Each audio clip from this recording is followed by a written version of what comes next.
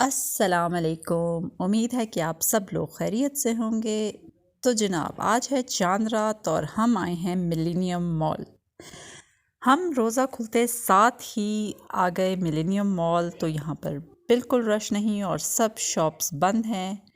अलबत्ता कुछ स्टॉल्स आपको नज़र आएंगे जहाँ पर चूड़ियाँ, मेहंदी, सब चीज़ें अवेलेबल हैं। तो हम यहाँ बेसिकली 2 कामों के लिए आए थे। एक तो ये कि हमने अपने बच्चों को मेहंदी लगानी थी। दूसरा बहुत इम्पॉर्टेंट काम जो है वो मैं आपको कुछ देर में बताऊँगी। तो बहरहाल जनाब, ये हमें स्टॉल मिल गया मेहंदी का और हमने मेहंदी लगवाना शुरू कर दी। ऐसा है कि आप आखिरी रोज़े वाले दिन जितना मर्ज़ी थक जाएं, जितनी मर्ज़ी आप मुशक्क़त कर लें, घर की सफाइयाँ, शीरखुरमे की तैयारी और बाकी सारे काम निपटा के, लेकिन इस काम के लिए आपको हर सूरत बाहर निकलना पड़ता है, वो है बच्चों को मेहंदी लगवाना। तो जी, हम भी पहुँचे हैं मिलेनियम मॉल और ये देखिए हमें यहाँ मेहंदी का स्टॉल मिला जहाँ पर हमने अपनी बेटी को मेहंदी लगवाना शुरू की।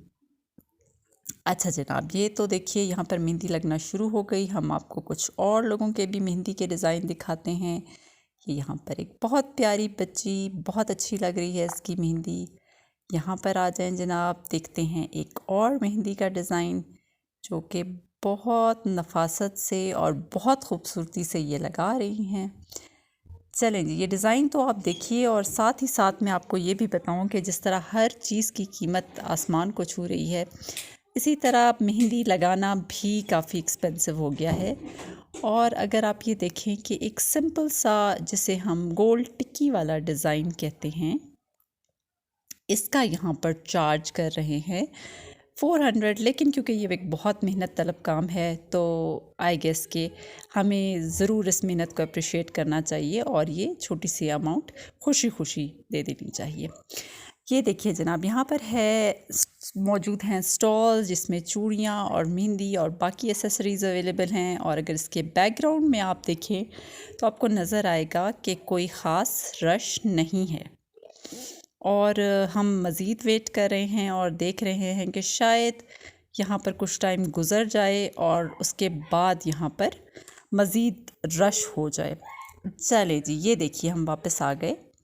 यहाँ पर मेहंदी काफ़ी हद तक लग चुकी है और ये एक बहुत बहुत मुश्किल काम है और हर एक के बस की बात नहीं है मेहंदी लगाना।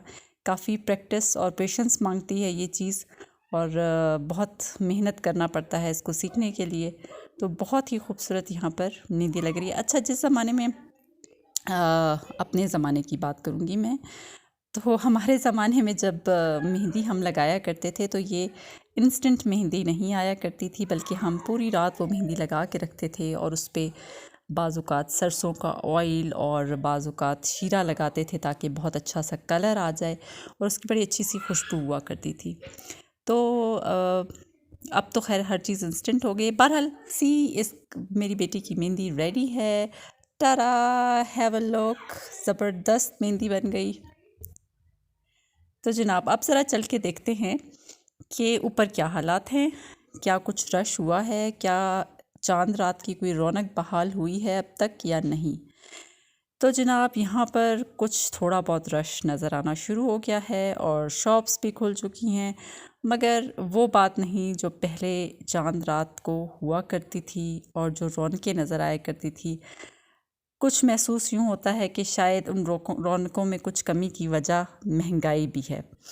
बहरहाल, अब मैं आपको ये बता दूं कि हम बेसिकली यहाँ पर आए इसलिए थे कि मैं अपनी बेटी के कान में पियर्सिंग कराना चाहती थी, तो हमने उसके कानों में पियर्सिंग कराई और अब मैं आपको वो शॉप भी दिखा दूँगी। और यहाँ पर अगर हम देखें तो अब हम बाहर की तरफ जा रहे हैं और मेरी बेटी की मेहंदी भी लग चुकी है और पियर्सिंग भी हो चुकी है। यहाँ पर मुझे मुल्तान की सौगात यानी हाफिज़ का सोन हलवा, इसका स्टॉल नज़र आया, ये देखिए। और यहाँ और चूड़ियों वगैरह के स्टॉल्स हैं। तो बाहर जाते हुए वो शॉप भी आपको दिखा दूँ जहाँ से वानिया की पियर्सिंग कराई है, ये एंड वाली shop. I hope you like the video. Please like, share and subscribe. Thank you.